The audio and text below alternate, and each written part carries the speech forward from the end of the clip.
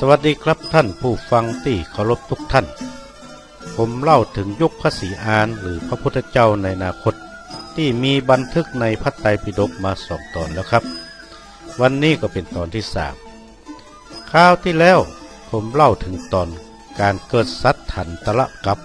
นั่นก็คือการที่มนุษย์นำอาวุธกิตันสมัยนาชนิดมาเข็นฆ่ากันเป็นเวลา7 วันคราวที่แล้วผมเล่ามาถึงตอนนี้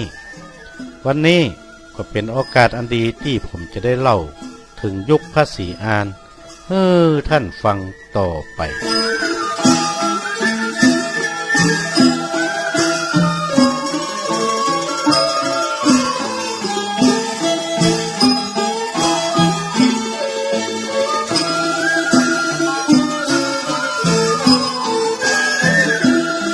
เมื่อเกิดสัตว์ถันตะกัปสิ้น7 วันมนุษย์ทั้งหลายก็กำอาวุธเข็นฆ่ากันบ่เลือกหน้าบ่มีคำว่าปาณีปาใสซึ่งกันและกันอาวุธในสมัยอนาคตนั้นก็ดีเหลือหลายฆ่ากันแค่ใจมือกดมือปัดก็สามารถสังหารคนที่บ่ถูกใจได้ในการฆ่ากันในทั้งหมด7 วันนั้นก็มีคนหมู่หนึ่งวาดหัวบ่อยากฆ่าคนอื่นบ่อยากอยู่ในเหตุการณ์และก็บ่อยากฆ่าไผก็ป้ากันหนีเข้าป่าลบอยู่ในหลุมดินหลุมหญ้าป่าไม้ซอกเขาลืบถ้ำกินหากไม้โนยไม้ในป่าเลี้ยงชีวิตอยู่ได้ตลอดเกิดการสัตว์ถันตะกัปสิ้น7 วันนั่นเอง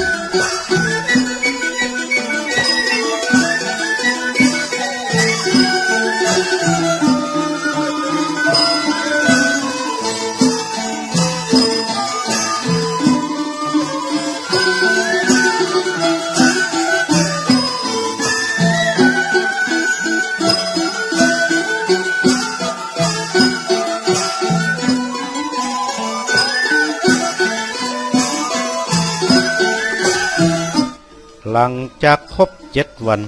หมู่เขาก็ออกมาพ่อบ้านพ่อเมืองคนหมู่ในเมืองฆ่ากันจนตายไปหมดบ่เหลือบ่หลอรอดได้กับหมู่เขาก็ป้ากันดีใจสวมกอดกันขับร้องดีใจยังเหลือล้นต่างคนต่างตักกันว่ายังมีชีวิตอยู่กาเขาทั้งหลายที่รอดชีวิตก็มาประชุมกันว่าเฮาสิ้นญาติขาดมิตรก็เป็นเพราะละทิ้งการกุศลทั้งหลายเฮาควรละทิ้งการฆ่าสัตว์ตัดชีวิตเหียจะได้อยู่กันอย่างมีความสุขว่าอัน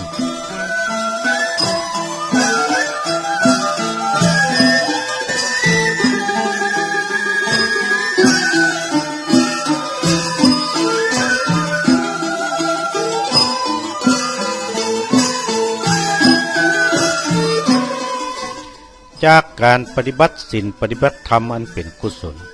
บุตรของเขาก็มีอายุยืนยาวขึ้นจากอายุ10 ปีก็มีอายุ20 ปีพอรู้ว่าการทำกุศลเป็นสิ่งที่ดีเขาก็พากันปฏิบัติกุศลให้ดียิ่งขึ้นไปลูกหลานคนที่มีอายุ20 ปีก็จักมีอายุ40 ปีเมื่อเจริญกุศลกันต่อไปลูกหลานของเขาก็มีอายุ80 ปีการทำกุศลเลื่อยไปลูกหลานก็ตบอายุยาวขึ้นจนในที่สุดมนุษย์มีอายุถึง80,000 ปีในที่สุด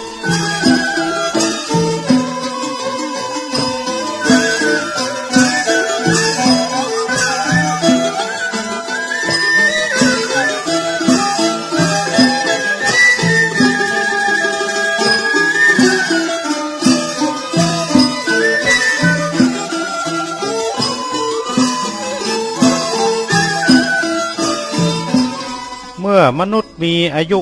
80,000 ปีเด็กหญิงมีอายุ500 ปีจักสมควรมีสามีได้ในสมัยนั้นโรคภัยไข้เจ็บมนุษย์ก็สามารถรักษาได้หมดยกเว้นอยู่3 โรคเต้าอั้นนั่นก็คือโรคความอยากกินโรคความบ่อยากกินโรคความแก่ชราในสมัยนั้น ในไตรปิฎกเขียนไว้ว่าชมพูทวีปจักมั่งคั่งรุ่งเรืองบ้านเมืองตั้งหลายเที่ยวไปหากันได้เวลาแค่เต้าไก่บินตกเต้าอัน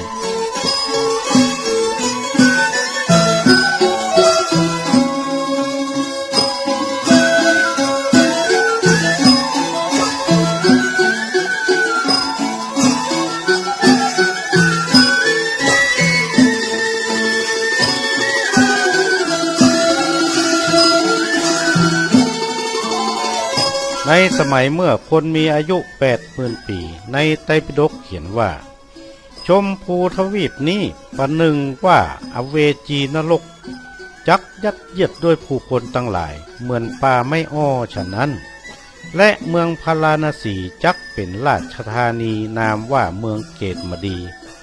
เป็นเมืองที่มั่งคั่งอาหารสมบูรณ์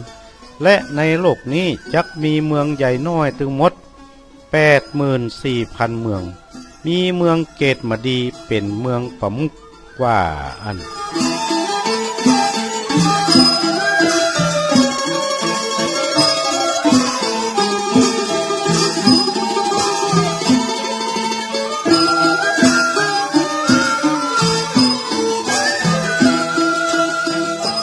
ในสมัยนั้นจักมีจักรพรรดินามว่าพระเจ้าสังฆะเกิดขึ้นเป็นใหญ่แก่ผู้คนในโลกมีมหาสมุทรทั้งสี่เป็นขอบเขตอาณาจักรก็สมบูรณ์ด้วยแก้ว7 ประการมีราชบุตรพันกว่าองค์ครอบครองโดยธรรมบ่ต้องใจอาจยา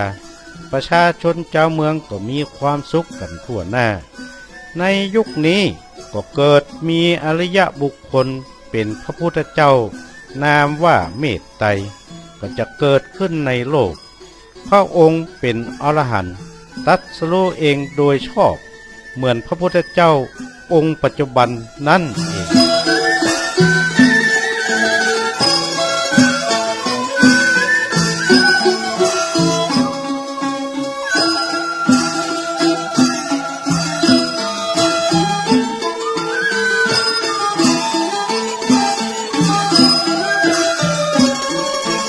ท่านผู้ฟังที่เคารพครับนี่คือยุคพระศรีอานที่มีบันทึกไว้ในไตรปิฎกยังบ่จบเถอะครับคราวหน้าผมจะเล่าถึงรายละเอียดที่มีบันทึกในธรรมต่างๆของคนเมืองเฮาในยุคของพระศรีอานนี้ก่อนจากกันในวันนี้ผมขอฝากคำเก่าเอาไว้ว่ามีเงินก็ว่าเป็นเจ้ามีเข้าก็ว่าเป็นนายวันนี้ผมนานวาดขอวาดวางลงเต้าอี้เต้านี้แลสวัสดีครับ